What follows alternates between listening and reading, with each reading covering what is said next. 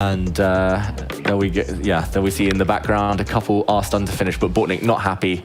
He in front of us, one of my favorite players in the world, one of China's top talents. It's another Alekhine defense from Bortnyk. And Anna, this is a real heavyweight clash. It's Grandmaster on Grandmaster, two world-class players. And yeah, it's going to be dramatic. 4-pawn attack against the Alekhine. That spells, that spells danger for both sides. It definitely spells danger, and this is our first game where we see a clash of two grandmasters. This is round 3 already. In a Swiss format in chess, it usually happens at the first round, the first 2 rounds. The gap between the experience and the rating of the players is bigger, but as it gets to the next rounds and who is leading, we now have 2 of the strongest grandmasters in the field facing each other. And David, when it comes to this opening and how they both have just managed to castle as well, what can you tell about this middle game for us? What is the fight about? Yeah, the fight is about the center, essentially. White has all the space. White has these 4 beautiful pawns on dart squares. Black is trying to erode that. Black can't just play around that center forever. One thing I will say is that Bortnyk, I'm pretty sure I've seen him have this almost this exact position before. He's the world-leading expert on the Alekhine defense nowadays, this whole opening. But yeah, Wei Yi's come prepared, clearly. Barely spending any time on the clock. He's kicking around the black pieces. If this knight now retreats to the square it wants to, then the other knight gets trapped. The white pawn will step forward, and that black knight in the middle, gone. No escape squares. Black, we see the evaluation bar already in big trouble. I think Wei Yi has just either done some fantastic preparation, Anna, or he just knows this. And Bortnyk's tricky opening, objectively dubious. I think he only uses this at speed chess. It's backfired already. It certainly has backfired in the way, representing Team Nemesis. I think he might become the nemesis of Bortnyk if this game goes in the direction that the evaluation bar is suggesting, because that is already a big advantage for White. And you see the evaluation bar on the left side of the board creeping up further in the direction of a decisive advantage for Wei Yi. Oof. The bishops, it's the power of the bishops. My favorite piece, Anna, especially on an open board here, it's maybe more blocked, but they're so active. The black knights are in their eye line here. They're being fired down upon those black knights.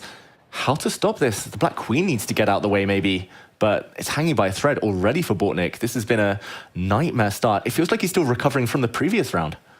It feels like it, and I did love your pun there, David, just dropping in that nightmare. You think we didn't notice, David, what you did there with the nightmare? It is a nightmare. Exactly, and yeah, for Wei Yi, he's showing us the way forward with his bishop moves. This is just beautiful. He's made it look easy so far, but yeah, Black just needs to somehow at least cling on to the pieces, not lose any material. Make sure that any disadvantage is still in terms of the dynamism, not in material quantities here. Maybe getting the queen out the way. I don't know, Anna. I'm struggling to find moves. Bortnyk, he knows his position is terrible right now. He knows it. He was shaking his head again. It's no longer about the singing and head bopping that we saw in the first 2 rounds. It is now trouble time. And Wei Yi, the Chinese grandmaster, wrapping Team Nemesis, looking good for taking a really important point against one of the favorites of our qualification tournament. Bortnyk here really deep in thought and not finding a way out of those pins. Oof, he leans back, he's 2.5 minutes down. He looks lower on energy, shaking his head there. Not so happy. At least results-wise, I think a draw here would be fantastic for Bortnyk, just because a black against a world-class grandmaster like Wei Yi, never a bad result. But getting a draw is just a distant dream at this point, Anna. How to defend? He just has to move his queen out of the way, or he has to bring his knight back where it came from. But the danger won't stop there. White's knight is also coming to harass this bishop. Yeah, this is torture for Black. Bortnyk, I think there's just no good moves. That's why he's spending so much time.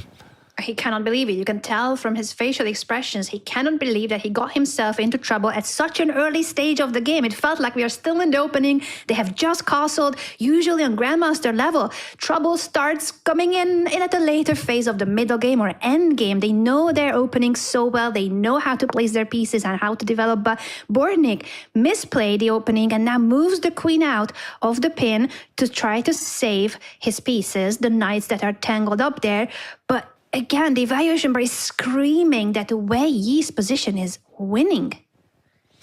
Yeah, it looks fantastic for white, but that's just visually, and like you say, he needs to turn it into something more tangible, whether that's winning material, winning one of the black knights, or yeah, at least maybe winning a pawn in the process, opening up the black king. For now, if black can survive the next few moves, maybe he'll be okay.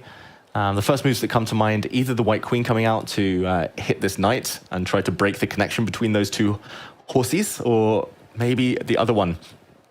Either edge of the board, either the queen coming out to the left, the white knight coming out to this side, hitting the bishop, which is quite short of squares. There we go, Wei Yi chooses the latter option. Still looks good. Looks really good, and he's got the much better position and also a significant time advantage to accompany that winning position. Really troublesome for Bortnyk. He needs to find some very precise moves and also to play very quickly. And even then, Wei Yi's position is looking menacing. What can you do here? Oof, I mean, the most natural would be to maybe drop the bishop back, but there would be another bishop for knight trade. It's going to be two bishops versus two knights on a board that's opening up. The bishops are the better pieces. The black knights are not stable. Instead, he counterattacks against the white bishop. Wei Yi, okay, we see the eval bar drop slightly. Maybe he had something even better, but there we go. Sacrifice mode, Anna, activated. He's going to open the black king at any cost. At any cost, and that cost is sacrificing a bishop for just a pawn. A bishop is worth 3 points or 3 pawns, so it's a much more valuable piece than a pawn. But in this case, you're giving it up in order to get access to the black king, damage the pawn structure in front of the castled king, then capture the bishop as well, and the white queen and the rooks will be coming in with checkmate threats. I don't think that Bortnyk can survive that attack if everything opens up. Yeah, and the problem is his hand is forced. There's not much he can do. I'm just going to very quickly put this on the board while Bortnyk thinks. If he takes this bishop, goes a piece up, the white knight can take this bishop, maybe even the rook can capture. But yeah, there's so many strong options. Wei Yi has played this on pure instinct alone. His queen is coming, the black king is too open, the rook is going to sit, the other white rook can swing across. The black queen is so distant. It's on a different continent right now. It's not in Paris. It's all the way back home, and the black king is not going to survive without the help of its queen. It cannot survive without the queen. The other rook is also just sitting there in the corner. Two of the most valuable pieces of black are completely out of contention, as if they weren't even on the board, because it doesn't matter they are on the board if everything is happening on the right side where the black king is. Rook takes bishop. Is that the move, David? Is this what's happening? It's what I showed, just even better, Anna. That's why it's him sitting there. Wei Yi, one of the most talented players of his generation. I mean, he knows the black king is open. He knows the white knight is actually more valuable as an attacker. And the reason Bortnyk hasn't won a rook, it's a free rook, he hasn't taken it, is because checkmate is almost guaranteed now. The white queen is coming. It's going to give the black king the kiss of death. If the black king tries to sidestep, the queen still comes. And there's no way to stop a checkmating attack. It's mate within a few moves. And Bortnyk looks devastated. He just looks shocked. He doesn't know what's hit him. It's just unstoppable. This is, yeah, almost game over. Only 21 moves in. Incredible to see this on a top grandmaster level, that the position collapses right after the opening. Bortnyk cannot believe it, and I think this is still from what we saw in the previous game of Bortnyk against one of our youngest participants, 13-year-old French player El Zayin. El Zayin played incredibly well, and if it wasn't for the time trouble, maybe he would have won the game against Bortnyk. Bortnyk's clearly not in his best shape today, and that's a problem because today decides who will make it to the playoffs. Exactly. He needs to pull himself together. There's still time. A loss here isn't the end of the road. He can still go on a winning streak and cement his spot in that top 4. But yeah, for now, it's not going to happen in this game. This queen is coming. if you could pick up the Black Queen, magically transport her all the way over to defend.